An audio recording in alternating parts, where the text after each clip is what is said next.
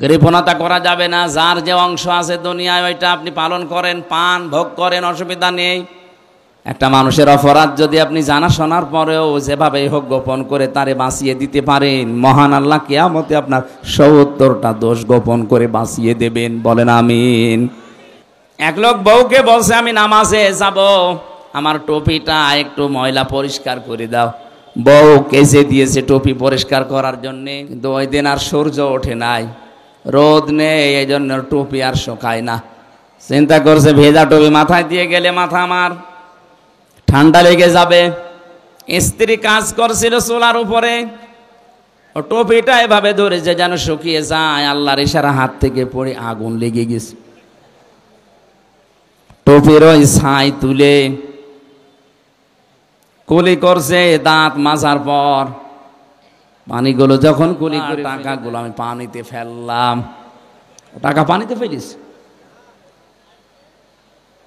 কৃপণতা করা যাবে না। যার যে অংশ আছে দুনিয়ায় ওইটা আপনি পালন করেন, পান ভোগ করেন, অসুবিধা নেই। অবতাগি ফিমা ওয়াহসিন কামা আহসানাল্লাহু ইলাইকা। আল্লাহ পাক ৪ নম্বরে উপদেশ দিয়েছেন ওই আলেমদের দ্বারা, ওই দেশের ধনীদেরকে, তুমি ইহসান করো হে কারণ, তুমি ইহসান, হে টাকাওয়ালারা, তোমার প্রতি আল্লাহ যেভাবে দয়া দেখিয়েছেন, কিছুই ছিল না, তোমার এই পর্যায়ে আল্লাহ নিয়ে নিছে।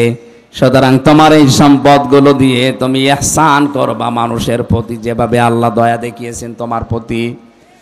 আজ বাংলাদেশে আমরা যারা টাকাওয়ালা আছি, ক্ষমতাওয়ালা আছি, আমাদেরকে ইহসানগুলো আল্লাহ পাক যেভাবে করেছেন, আমরা ক্ষমতা দিয়ে, টাকা দিয়ে যদি অন্যান্য সৃষ্টির পারি, কিয়ামতে মহান আল্লাহ আমার ৭০টা অপরাধ ঢেকে রাখবে, গোপন করে রাখবেন। এ সুযোগটা আল্লাহ টাকাওয়ালাদের, সম্পদওয়ালাদের এবং ক্ষমতাওয়ালাদের দিয়েছেন। এটা পেলে আপনি একেবারে মন মতো যা ইচ্ছা তাই করবেন না। যারা বিভিন্ন দায়িত্বে আছেন, সম্পদের, ক্ষমতার, বিভিন্ন পাওয়ারের এই জায়গায় আপনি থেকে মানুষের প্রতি ইহসান করে আল্লাহর তরফ থেকে বাড়িয়ে নেন, এটা সুযোগ আছে। একটা মানুষের অপরাধ যদি আপনি জানা শোনার পরেও যেভাবে হোক গোপন করে তারে বাঁচিয়ে দিতে পারেন, মহান আল্লাহ কিয়ামতে আপনার ৭০টা দোষ গোপন করে বাঁচিয়ে দেবেন। বলেন আমিন।